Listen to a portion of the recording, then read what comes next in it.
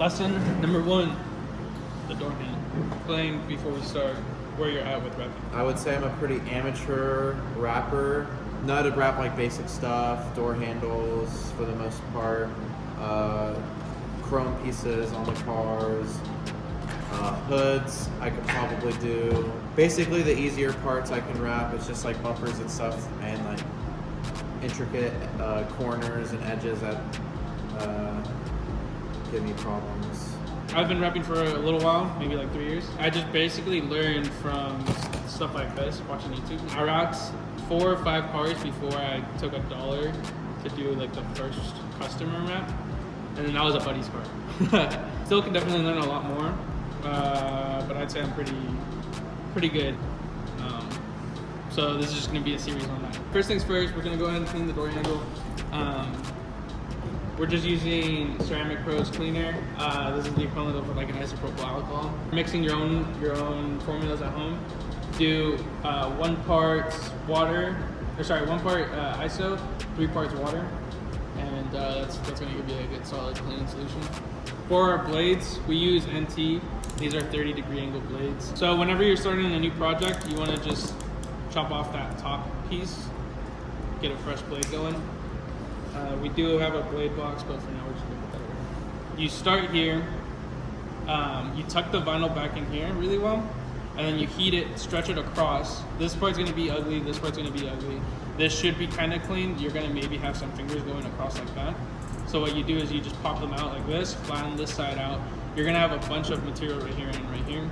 These back sides should be pretty easy. So we're using KPMF for this door handle.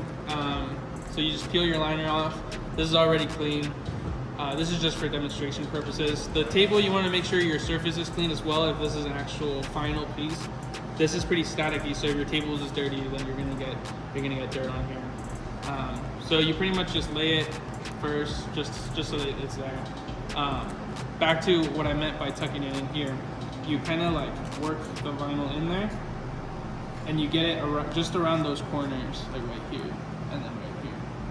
That way it hooks onto there, and then when you pull it, the material is gonna wanna stretch this way and this way. There's gonna be tension there.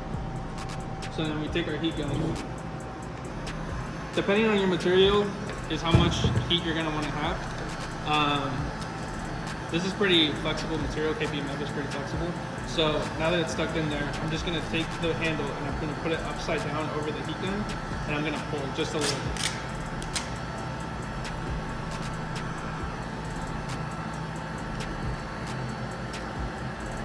Okay.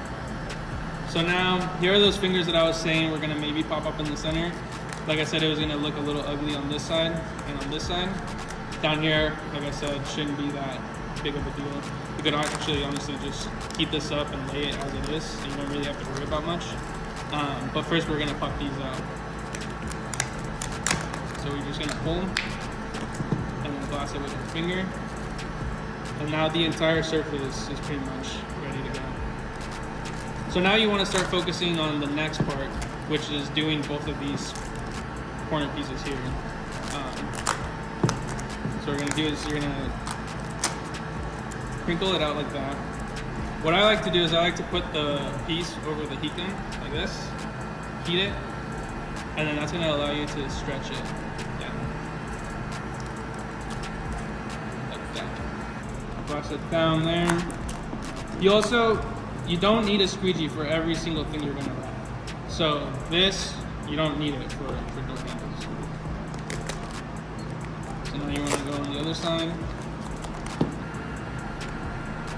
Pretty good. So would you say door handles are a harder piece to wrap than other things on a car? Yeah, door handles are definitely the bread and butter of wrapping. You're gonna have 4 of them on each car, or at least 2 if it's a coupe. So you're gonna have to be good at it. There's no way to avoid this. If you're gonna be doing full wraps, you're gonna have to learn how to do door handles. It's usually the smaller pieces that are the toughest to do. Big pieces, it's just a matter of laying them, glossing them out, and then working out the kinks. Is it because these are more intricate that it's harder to work with? Exactly, yeah. You have more, like right here, you have a curve going this way. You have 2 body lines right here. down here you actually have not one, not two, but 4 corners that you have to worry about all at once. And then on the other side you have another 4 corners. So that's 8 corners just in one very small area. Whereas a hood, you only have 4 corners on the entire thing, for the most part. And this is a pretty complicated door handle too. It's pretty big. Like I said, it's got those 2 big sections right there. So I'm just gonna work these other parts out. So we're just gonna lift that up. I know Ed is here and he can hold the heat gun for me, but for the sake of pretending to do it by yourself, I'm just gonna go ahead and hold it over the heat gun again. Glass it out with my fingers. So what I'm doing here underneath the wrap, I'm using my fingers and I'm tacking my fingers to the wrap in different areas, and I'm using them to glass out the wrap for me. So I'm lifting it, spreading them, and glassing it. And I can use my other thumb to get rid of fingers like this while I'm doing that. The key is to glass and not pull. You're not necessarily pulling or stretching. You're simply just glassing it out. And for those who don't know, what does glassing out mean?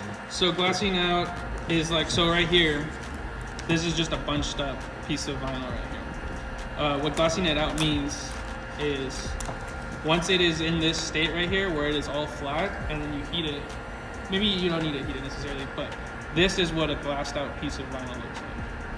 It is all flat, it is very easy to maneuver, it is just No solid. wrinkles essentially, right? Yeah.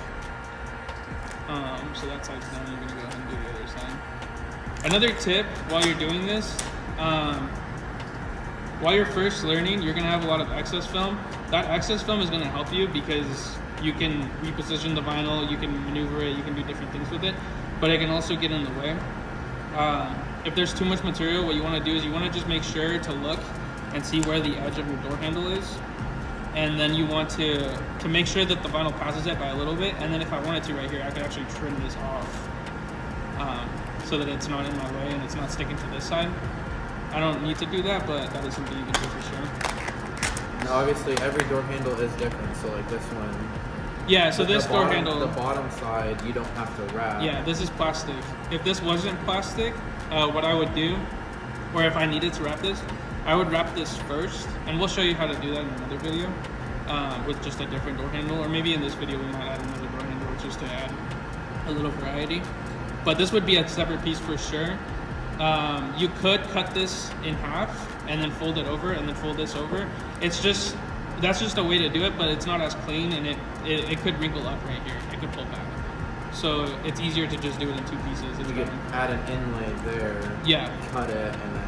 You could do an inlay. Inlay is better if you really need to. You could do an overlay. Let's say you started doing it and then you regret it. You figure out that like I'm not going to be able to fold it over very nicely.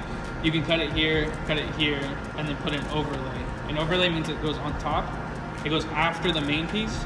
An inlay means you planned it ahead of time and you put it there first on purpose. So I'm gonna heat this and then get that glass like that, and then just pull it over. It's all a matter of just working slowly. So now this is all done, but then I have this finger here. Reading the material tells me I have to pull the material this way to get that finger out. I'm just gonna lift it again, heat it, and then slowly shimmy it down, press it. And when you're heating it, you're not heating it and then stretching it a ton. No, you're just heating it and you're holding it in place, essentially just spreading your fingers, like I said To earlier. get the little fingers out of Yeah. the material. So then this is pretty much completely laid. At this point, it's just a matter of cutting. I'm gonna heat these corners, I'm gonna trim this all up, and then I'm gonna go ahead and go back to that, just so that, again, this isn't all in my way. And before you cut, make sure to look.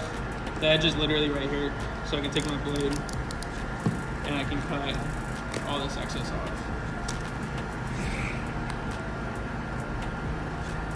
You could have a towel laid out. This is just a demo, so it doesn't matter if this gets scuffed up or not. What that would look like is you would do this.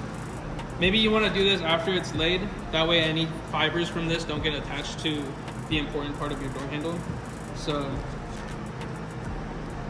once it's laid, you can get that towel out here and you won't be scratching up the wrap. Right here, if I heat this up and if I see a lot of fingers, that means that there's a lot of tension. There low-key shouldn't be because I tucked it under and then I pulled. So what it's doing, it's like saran wrap. It wants to hug this. So the tension should be going this way for the most part. I can see right here that there are some fingers. So if I heat this, I'm expecting it to shrink back a little bit. Maybe not enough to pull back. Yeah, so it fingered back a little bit, but honestly, I could put this on a customer's car and it wouldn't peel back. This would be pretty solid. This other side, again, a little bit of fingering right there, but if I heat it, it shouldn't pull back. And pretty good. So I call this Littlefoot. So this is what I meant by wrap tools. So you can use this to like go right in that seam in between the two parts, right? Just to make sure it's completely wrapped around. Do you not want to heat it when you do that? So you can heat it or you can not heat it. You just have to know where you're at with the tension.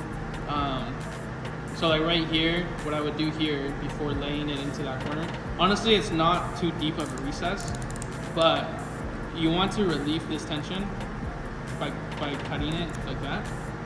So now, when you press down right here, it's going to be a lot easier to wrap around this. So you don't necessarily need to heat it, but you just have to alleviate the tension. So now if you really want to, you can take your, it's hard to see, you can take your tool and guide it along this line, and that's just going to make sure that you're covered all the way around, like that. And it's also a lot easier to cut it once it's highlighted like this, because you might not be able to tell on camera, but in real life you can see the indentation a lot better of where you need to cut. And so then you want to lightly again score it, or depending on the part, you might even be able to fit the blade in between the two parts, and you're not going to be damaging anything. And if you do that, you are having the blade rest against the side that doesn't have wrap. Yes. So now that's cut. And so now this is what that looks like after cutting it. There's no chrome showing. It goes all the way around. And it's got no tension, so it's not going to pull back. So essentially you would do this around the entire side. This part right here, you would definitely have to do an inlay on this. For the sake of this video, I didn't do that. But what you do is you lift it up like this. You want to heat it up. And it's going to hug itself on the edges. So you want to use your fingernail and just kind of like tuck it back just a little bit. So that's, I would consider that laid around that edge. On this side you heat it up, maybe pull a little bit. Why not do an overlay there? You can. So you can put an overlay. But inlays just look clean. Yeah, so the inlay would be, again, you wrap this before anything else. And then what you do is you do exactly what I just did. You cut it. The seam is going to be almost invisible. If you do an overlay, you're going to see the outline of the entire part. So it's just cleaner to do inlays usually. That's how you do that. So now it's Ed's turn, and then I'm going to observe how he does it, and anything that I notice that he's doing wrong, I'm going to point it out. If he has any questions, I'm going to answer them for him. The goal is just to get the door handle looking like this.